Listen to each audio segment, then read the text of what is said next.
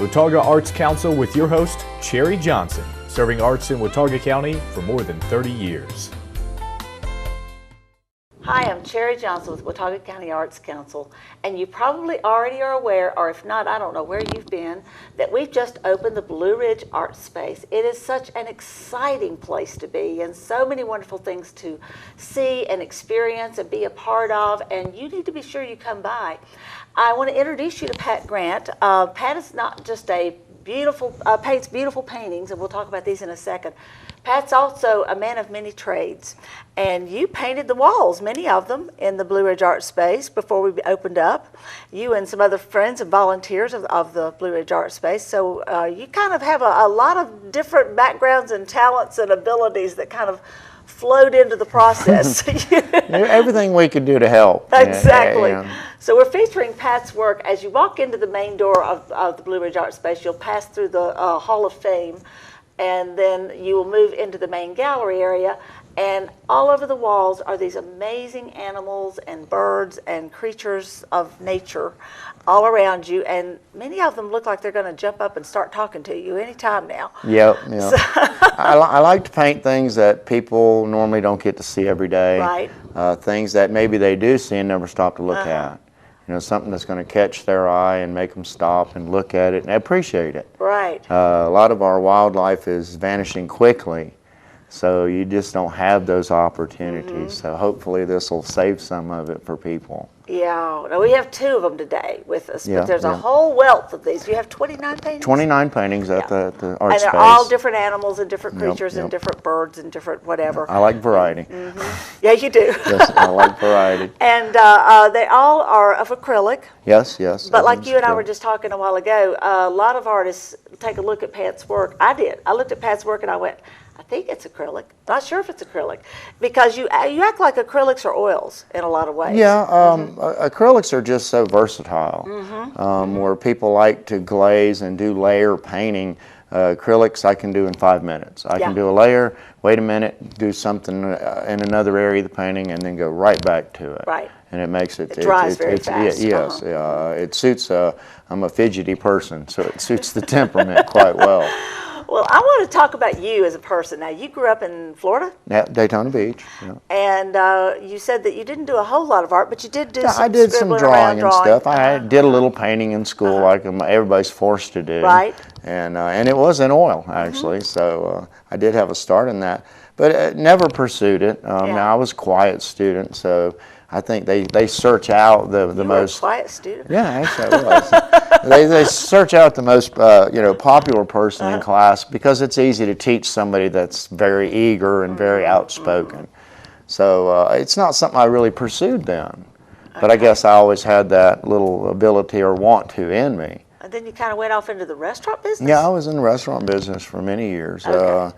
My dad was military, so he believed that every man should learn how to cook. And so having 2 brothers, all 3 of us from a very early age, we learned to cook, we learned to take care of ourselves. And so the restaurant business was just a comfortable environment. Right. My parents were in it, friends were in it, people I grew up with did it. So it was just natural. And then tell us about your evolution, how you got from Florida to North Carolina. No, my brother moved here in the 80s, or early 80s. And I came up and helped him move up here, and when I did, I loved the place. This is so vastly different than Florida.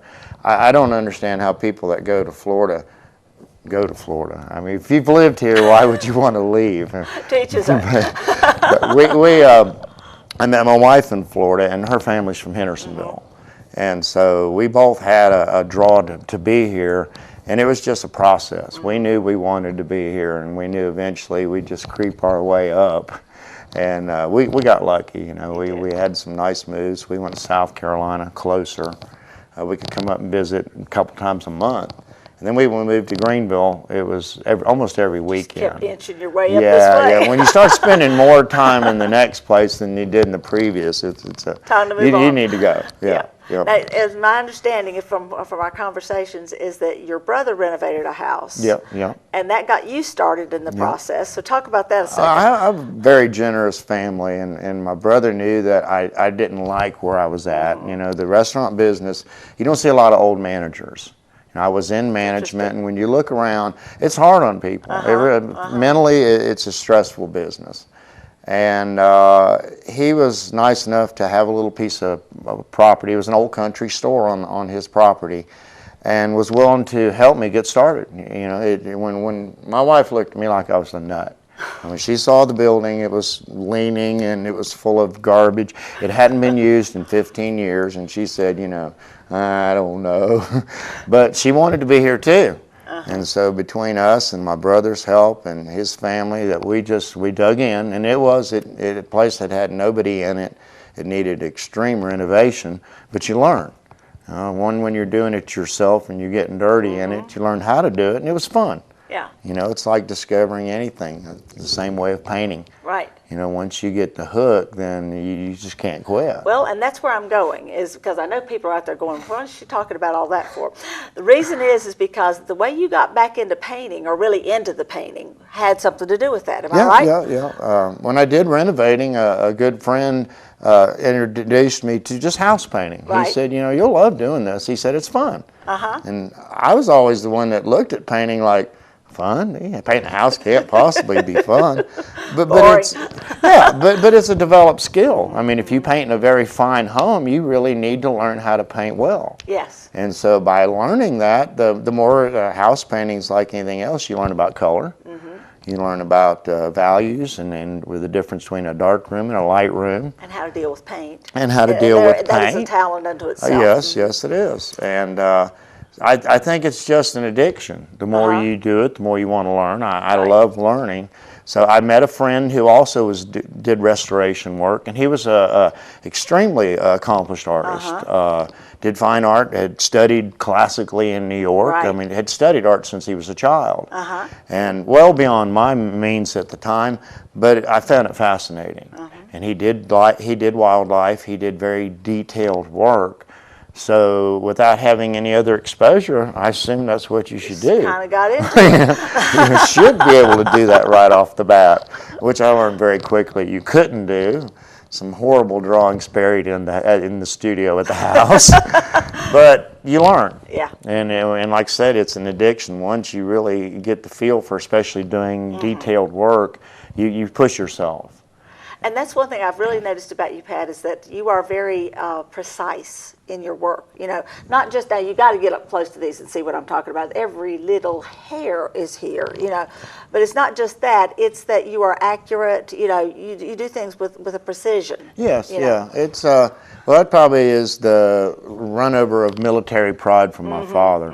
You know, I wasn't in the military, but he was in 21 years, right. And it has to be done right. You know, so I guess initially, he wasn't one of these beating type military parents right. where, you know, he'd sit there and say, you must do, but it's just learning that you have to have a sense of accomplishment, right. and that you want to be accurate with to do it well. Yeah, do it well. It's a sense of pride. Right. Now, you renovated, I believe, the governor's mansion. Yeah, I rented the old governor in Mayview, up in Mayview, man. And in that process, you did some faux painting and started doing a lot of faux finishing. In this line of work, when you do renovation and stuff, you meet a lot of other people. Right. And I met an accomplished faux artist who'd studied in Italy. And just, I mean, he didn't teach me anything one-on-one, but just seeing the work was fascinating. Right. He did a lot of like faux marbling. But it was to the point where you'd have to scratch the surface to know it wasn't. And I think that was the hook there, seeing something that was so realistic looking and yet it was wood. And it was, well, how do I learn how to do that? You know, paint a house, you know, I've done that, so how can I get better? so it's just the next step. Just the next step, yeah. But I mean, it also takes you a step further in learning about color. Right. Learning about art. You do more studying. You know, when you teach yourself, you dig a lot. Right. And the further you dig, you know, the friend that got me interested in it, even as accomplished as he was, he says, I'll never learn everything. He said, it's just too encompassing.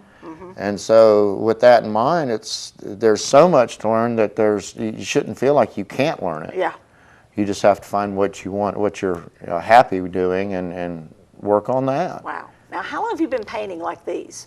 This type of actual painting I probably started in the late 90s. I started initially drawing and was working with colored pencil. Right. Again, the control freak, colored pencil gives you those little It is precise, exact. but it's also extremely slow. I do like to see results.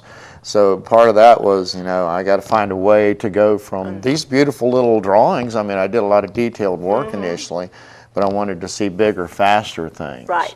And that's where painting came in. It gave me the opportunity to do the same thing, whole different medium, a lot more learning. You can't pull out that exact color red or that exact color green out of a box. You have to make it.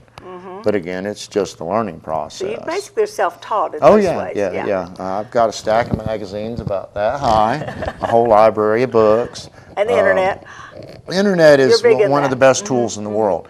That, again, is so encompassing that there are areas I find daily that sites that are so helpful to artists. There are sites on color. Color alone, if you just Google color, there's so many things that come up. Right. And there's so many people out there that are just willing to share. And that's the one thing about the artist community, is they're so willing to help people. They are. And that goes a long way. That just the pat on the back, you're doing a good job. Here, this will make it easier for you. Or I tried this and it worked, and so I'm going to share it with you. So And now a lot of your paint techniques come from your background, the faux finishes, the paint, house painting, the other things you've learned along the way. You've taught yourself so much, and you just kind of applied what you've learned to every new thing. That, and I work with other artists. I teach some, so I mean that you learn as much from that as they do. Right. I mean, you're always learning, so that just working with other people is a good avenue to all of a sudden you discover, well, I didn't even know I could do that. Right. But it's just something that plus it makes it, I like to see people succeed. Right. And hopefully I'm a shortcut. I mean, that's what I consider. Really it's good. I taken like me that. so long to learn that hopefully I'm a shortcut, and I can say, here, let me show you this real quick, and it makes it easier. That's really a cool attitude. I like that. Well, if you make yourself available, a lot of times you do get stuck in the studio, and that's what you do for hour after hour after hour. So it's really nice to get out, take a day for yourself, go do photography, Interact. Well, and that brings us to this now, that you went down to a zoo in Florida and took pictures. Yep. And that's where this painting came from. This one, yes. And how did it get to where it is now? When I look at, I take as many photos. I use the shotgun approach. I end up with good photos, but I'm not a professional photographer. So you end up So with the junk best too. thing, so the best thing to do, digital age is the wonderful thing. Yes. It's the great equalizer. I take 100 pictures of one animal, I may end up with 5 or 6 really exceptional shots. From there, it's training. Accidentally, huh? Yeah, well, yes, but from there, it's training your eye to see the exceptional shots, and then it's just a matter of conveying it. I mean, I think once you can paint, I told somebody that if you can paint an egg, you can paint anything. Right. Because an egg, unbelievable, as simple of an object as it is very difficult It's a to tough paint. one. It changes in all directions. It picks up all different colors of light, all different colors of shadow. So really, you can't say, well, I can't paint portraits, or I can't do animals, or I can't do still life. If you can paint, you can do anything. Right. So there, it's just a matter of you learn to see better. That was one of the lessons I learned early from that friend of mine. Was he said your best thing that you're going to develop is your eye. He said your hand coordination and stuff will come, but he says, but you'll learn to see better. And I thought when I started out, I saw pretty good. I mean, I thought I was encompassing a lot in my work. Nothing at all. Years of practice, miles behind the paintbrush. Years of practice, your hands develop, but your eye develops more keenly than that. That's really interesting. When you see detail, after a couple of years, detail is even way beyond what you understood it to be. Well, and I was asking you about the background on this, and I was really impressed with the thought process that went into it. Because, most people look at it and they see the animal, but the background is a very interesting concept. Sure it is. It's with all portrait work, it doesn't have to be a realistic background. It doesn't have to be this is almost would be considered a faux finish. Right. I mean, it's almost treated as a faux finish. And certain subjects, depending on how you want to integrate them, I don't make trips to Africa and Right. stuff where these animals are from, so it's really hard for me to depict a natural setting. So a lot of times I'll just use this particular background for that animal. Where if it's like the horse, where I know the animal well, I Right. used to stop and photograph it regularly, I'm very comfortable putting in its environment. Well, and one thing you were telling me about the horse too is the fact that if you get up close and you look at this horse, the detail on the horse itself is precise, very finite, a lot of intricate detail. The background, on the other hand, is representative. Sure. I want to focus on the horse, and yet everybody sees the horse. It's going to be more familiar in its natural setting. So I take a lot of photographs of the area around the animal, and I work it up with the animal. Color's relevant, Yeah. and it's only relevant to what it's next to. You can take a green. People have a hard time with greens, but there may be 20 different greens in a painting, Right. and just because that one's there doesn't mean it's going to look the same as it will somewhere else. I like to depict space. I like depth in a setting. So in order to manipulate those colors, that's where you work on your backgrounds and you build it up with the Right, image right, itself as a whole. One like this, where I wanted that more faux background, the emphasis is on finding colors that harmonize with the object, and yet with themselves. And give it the depth Sure, too, that you sure. need. I didn't want just a one solid color background. Not that that doesn't work. I've had dark backgrounds with horse portraits that gives it a very think you've got one in dramatic. the show, Sure, yeah. yeah, it gives it a dramatic look and a dramatic effect, just as you would do a person's portrait. Yeah. You know, sometimes they're really nice outside with a sunny disposition, but a more serious portrait, a lot of times it's just a very dark. Rembrandt obviously was very famous for that, Right. having the chiaroscuro look where the image is coming out of the background. It's interesting that you mentioned Rembrandt because I do see a Rembrandt-like technique with you, you know? I study a lot of art, and so, you know, one of the things that always somebody comes up and they're amazed by a piece of work and they say, well, I can't draw a straight line. Well, That's not the point. you know, that's not the point. I can't draw a straight line either. It's rare. I avoid straight lines. Right. You know, because that can really throw a painting well out. But if you study art, Monet, Yeah. Monet probably didn't even care what a straight line looked like because it was an impressionistic view, but your feeling was of the color and the light. They were a master Right. of knowing light and how it was affected and knowing color and how colors related to each other. Right. And so, you know, you don't want to limit yourself by saying, well, I can't draw. Right. It's finding what you really enjoy and learning how to do that. Now, you started with drawing, you said, as a child and so forth. When you start a piece like this, do you draw it first? I use varying approaches. I trace sometimes if I find a specific image. If I do a drawing, it's nothing more than a very simple outline. Right. Especially with animals, placement Somewhere to is get started. placement is the most important thing. If the eye's off and it's not spaced properly, then it's not going to look Right. right. So initially, it's just a matter of getting all the little elements, the nostrils, the mouth, in a place. But that's going to be developed as a whole when you're painting something that looks realistic or in the round, so to speak. Those things are going to be different than the line drawing. Right. But you want to make sure that, especially with portraits, a person's portrait, if Right. they're smiling, you want to make sure the line between the teeth is where it's supposed to be. Yeah, true.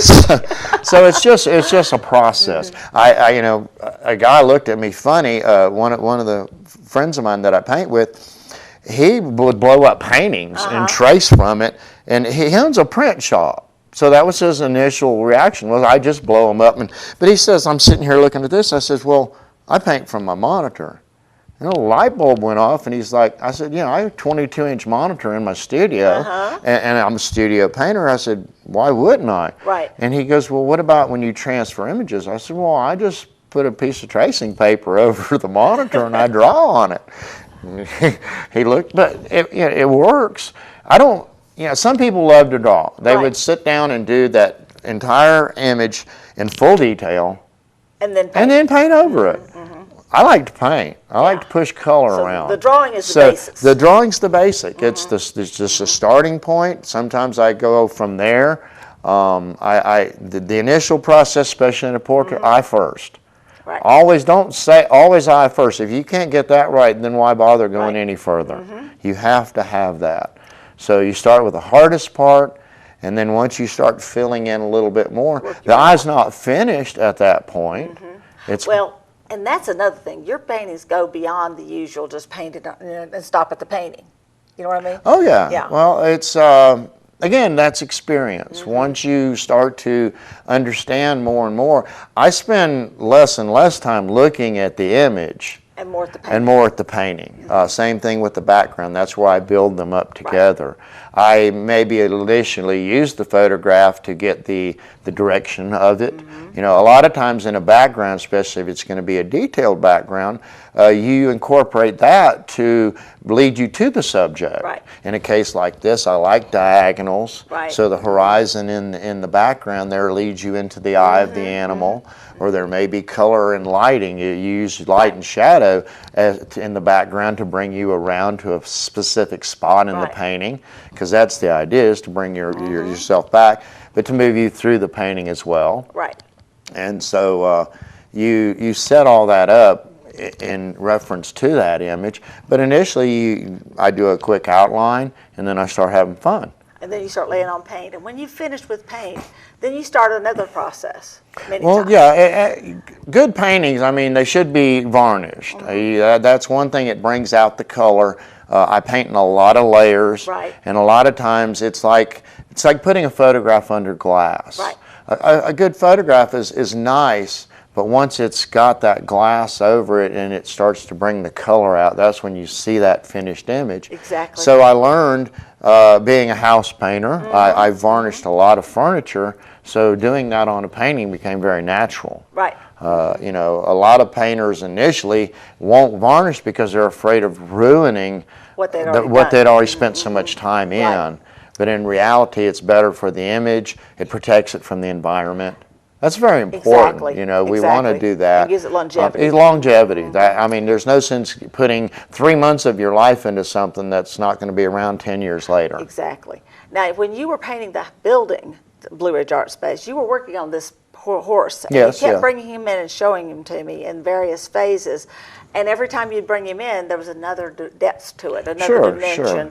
And when you brought him in and he'd been glazed, there was just a whole nother, Oh, yeah, you know, yeah. the color just suddenly started really coming out. Yep, you know. yep. Well, you work background with the image at the same time, because if you're doing layers of it, it allows you to suddenly say, okay, I want to push that area back in the painting, or I want to bring that area forward. And that's by manipulating colors. And a lot of it's just principles. It's Right. very simple principles that anybody can learn, that just explains it. Yeah. It's like having a guideline to reading a story, Right. an outline. You appreciate it more when you understand the overall, but that's all it is it's just learning the basics and applying them as a whole. And paying attention. Well, A lot sure, of sure, attention. yeah. That's where developing the eye comes in. I said you'll learn to see better. Now, if you're really interested in watching Pat with painting, and it is kind of, you know, a great experience to watch someone paint, you're going to be at the Edgewood Cottage in Yes, July. yes, And you yes. will be doing some painting Yes, there. yes, I will. Hopefully, I'll have time to. We're going to set up. It's a wonderful program to start with. They do that for the artists in the community, and it's just a great thing. We'll have 12 artists, 12 exceptional artists Right. that do the whole summer program. They're generous enough to give us this building as our own for a week. Right. And that's basically what it is. They're giving us a studio to come in and to show our work. Right. They're giving us an opportunity to come in and set up and do demonstrations for people, because a lot of people, they like to see the processes. Yes, So they do. the 18th of July for that week, I'll be going in and setting up every morning and taking my paints in and a whole bunch of wonderful paintings. That are already finished. Sure, And- yeah, I'll bring some that are, you know, they let us decorate with paintings that are done, and then also work on Right. things while we're there. And so you can come in and interact with Pat, you can watch him paint, you can see his finished works. But before that, you can always go by the Blue Ridge Art Space and see his finished Oh, yeah, works yeah. there. We're going to have it set up for a month. Uh-huh. So it's going to be something that's going to be very enjoyable. Right, until the Tuesday after the 4th of July. That is when your work will come Right, down. right. And so between now and that point, make sure that you get time to come by. And we're there a lot, but the gift shop hours, which is when the galleries are definitely accessible, even when other things might be going on, the gift shop hours are now 11 to 6 on Thursday, Friday, and Saturday. And so that will give you plenty of time to come in and enjoy the artwork. And then if you happen to see us parked there, you can come on in. We got the door unlocked. And you can come check it out. We're very, very open about letting people share and share with the work. We want to share it with as many people as possible. Also, Pat mentioned that he teaches. We are starting an entire series of classes and workshops, both in visual arts, and also we're offering some music teachers opportunities to teach as well. In the fall, the Community Music School will kick in, and they will take on all of the music education that goes on in the building. But the classes and workshops in the arts and the crafts are done in partnership with the Craft Enrichment Program, and also the Arts Council does its own. And Pat's going to be teaching a couple of those. We're working on that right now. We'll soon be announcing what you'll be teaching. Things having to do with framing, glazing, presentation. Setting up your own website. A lot of artists, marketing. Artists, a lot of times it's not a complicated process. Right. It's like everything else. You just need a boost in the right direction, Jump in the right shortcut. And so, jump off the cliff. Yep. And then so we're going to try to get more people involved in that too. Stay in touch with all of this. Pat has a website, patgrantstudios.com, and you can see a lot of his work, and it looks great on his website, but it looks even better in person. Yeah, please so come you by. just got to come check it out. Please come by. And so also check out his website, check the Arts Council's website, watauga-arts.org, for this and so much more. Watauga Arts Council with your host, Cherry Johnson, serving arts in Watauga County for more than 30 years.